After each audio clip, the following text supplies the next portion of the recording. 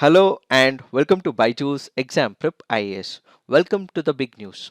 The topic for today's discussion: Sri Lanka declares state of emergency amid economic crisis. Before we start with our today's discussion, we have an announcement. We are excited. BYJU'S Exam Prep IAS is happy to announce the launch of Target Prelims 2022 crash course. As you all know, to help civil service aspirants, BYJU'S launches crash course every year based on current affairs. In addition to the current affairs, to further assist you, we from the team BYJU'S will also be launching a crash course based on the static part and current affairs, and this will be done from 5th of April to 24th May 2022. And do note, this program will be only available on the BYJU'S exam prep application. So what are you waiting for? Download this application and watch these beautiful lectures. What are the unique initiatives under this particular lecture? This will be a 50-day revision program. Students will be provided with a daily revision plan. There will be daily mock tests as well. This will also test the level of preparedness with respect to the examination, and you will be provided beautiful explanation for all these daily mock tests as well. So what is this program all about? Apart from the crash course that we will run on our YouTube channel, there will be an additional crash course which will be based on the static part, and this will be only available on our application. So download the application and watch these beautiful lectures from 5th of April 2022. Now let's get started and look into what this issue is all about.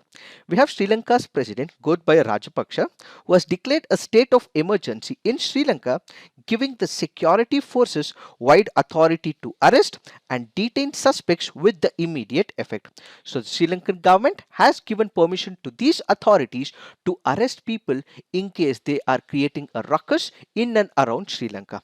Now the question is, why did it occur? What is the Sri Lankan government up to? The Sri Lankan government has issued the extraordinary gazette declaring a public emergency. What is this extraordinary gazette? We have something called as the ordinary gazette. We also have something called as the extraordinary gazette. An ordinary gazette is for the daily operations. Extraordinary gazette is for the emergency urgent operations of national importance. So in this particular backdrop, we have the Sri Lankan government which has released the extraordinary gazette, where this means there is an urgent scenario that is happening in Sri Lanka, which is why an extraordinary gazette is released. So when this extraordinary gazette is released, under the new regulations given by the Sri Lankan government, the president can change or suspend the laws, authorize the arrest and detention, and at the same time take possession of the property. In fact, go ahead and search a particular premises as well. So they get huge powers when this extraordinary gazette is used under abnormal or urgent circumstances. Why did the Sri Lankan government come up with this extraordinary gazette? That is because there was huge scale of protests in different parts of Sri Lanka. Hundreds of protesters gathered in the capital. Many of them tried to storm to the president's residence to protest against the government. But why are the people protesting against the government? That is because of the poor management of the economic policies, which has created a mess-like scenario in Sri Lanka. What is happening? The fuel prices, the food prices, the medicines are all in short supply. In fact, people do not have the electricity as well, and they are removing the electricity to as much as 13 hours a day. The state electricity is not able to provide even the bare minimal electricity for 12 and more hours because they are also short of diesels for the generators. Several other hospitals are also facing shortage of life-saving medicines, and this has interrupted even some of the routine surgeries as well. So what did the protesters do? The protesters stormed the army buses.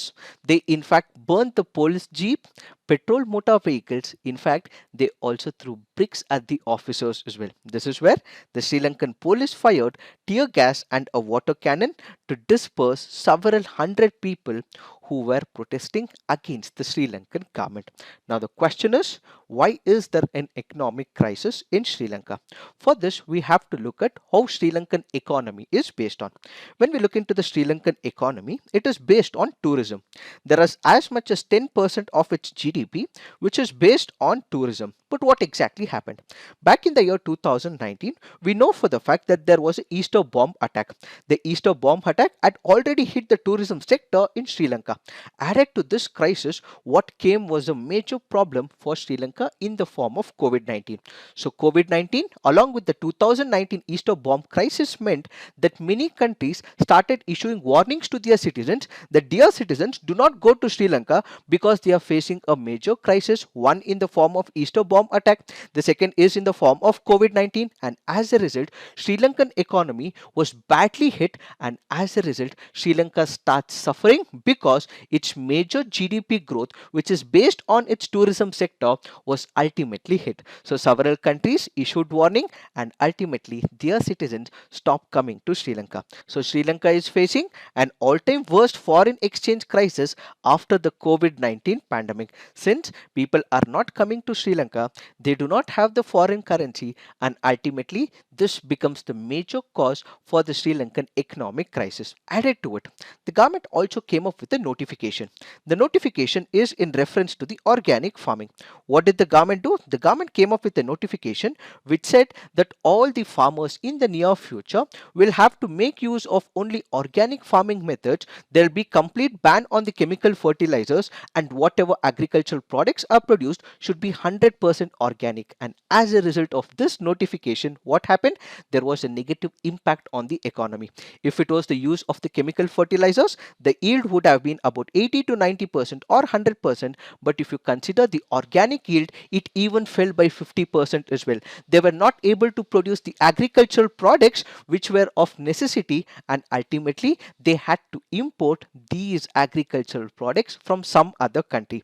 Added to it, they had taken huge amount of loans from multiple countries, and one such country where they had taken a lot of loan was in the form of China. So what did the Chinese do? They started giving a lot of money to the Sri Lanka, but whenever the money is given, you would expect returns from that particular project. But what exactly happened? All these projects that China had initiated, which China had funded, had become the white elephant projects, and these had very low returns. When there are no returns, Sri Lanka had to pay back the money to China. So what we have is an increasing debt. So on one side, tourism sector is hit. On the other side, government issues an organic farming notification. On the other front, you also have huge amount of debt that they have taken from multiple countries. These projects that are invested is not fetching any amount of money, so they have to pay back the money to those countries from where they have taken the money. This ultimately means that their forex reserves, which was about 7.5 billion in the year 2019, was reduced to around 2.8 billion in 2021. So their forex reserves started decreasing, and ultimately the value of the Sri Lankan rupee depreciated. So Sri Lanka also has high dependence on some of the important essential goods like sugar, cereals, pharmaceuticals. Since they do not have the money, this ultimately means they are not even able to procure some of the basic important necessary aspects as well. This means that its public debt is now estimated to be about 119% of the GDP, and Sri Lanka is also going through a twin deficit economy, where on one side there is fiscal deficit, there is current account deficit, and ultimately the country's national expenditure far exceeds the national income.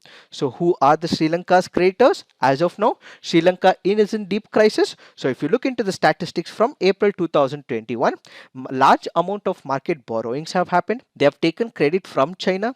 Asian Development Bank has also provided them a lot of money. They have taken money from Japan. They have been also assisted by the World Bank. India has done its share as well when it comes to giving the money to the Sri Lankan economy. So this ultimately means that there is a lot of credit given to Sri Lanka from many countries. Its foreign creditors include all these countries, which means that Sri Lanka has to pay back these countries, but as of now it is going through some grave forex reserve crisis. So what has been the reaction of the president? When you look into the reaction of the president, he says that because people are coming to the private residence of the president, because there are some extremists who are also involved in staging the protest, he had to take care of Sri Lanka. He had to take care of the interests of the public security, the protection of the public order, and ultimately maintain the supplies and services for which emergency has been imposed. Added to it, Sri Lanka, in order to wither this storm and overcome this crisis, in all likelihood, will begin the talks with the International Monetary Fund on a plan to help the crisis hit Sri Lanka. So, what is the IMF looking at? In couple of instances in the past, when Sri Lanka had requested assistance from IMF had given certain protocols to be followed. Even in the present situation, it has hinted that if Sri Lanka is looking at assistance from the International Monetary Fund, first it has to protect the vulnerable and the poor through the policy changes, and second, it has to improve the revenue generation and collection.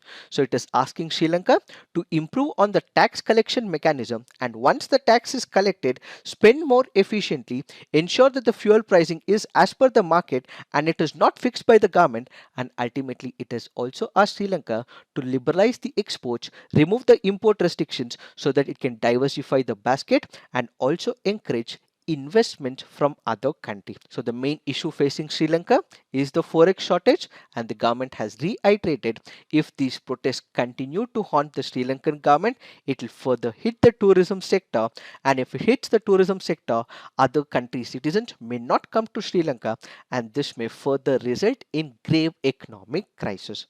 So this article clearly points out that it is because of the economic crisis, because of the inflation that is skyrocketing in Sri Lanka, because they are not able to procure some of the basic essential, this has resulted in people protesting against the government, which is why you have the Sri Lankan government impose this emergency where large amount of powers are given to the executive authorities for arresting, and some of the discretionary powers given to the police officers may ultimately suffocate the people as well. It is this that we have to understand in reference to this issue. So this is it for today. Thank you for watching. All the best.